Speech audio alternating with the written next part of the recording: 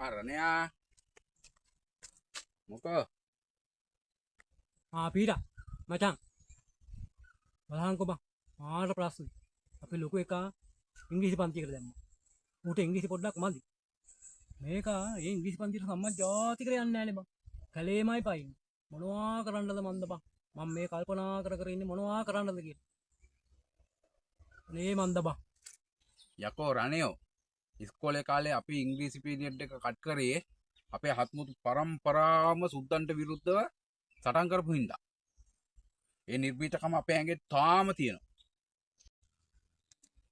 එහෙනම් කොහෙද ඉතින් ඕක අපේ ඉංග්‍රීසි ටීචර්ට තේරුනේ නෑනේ. තුන් නොදකින් බූරුවා. පිස්සුනේ.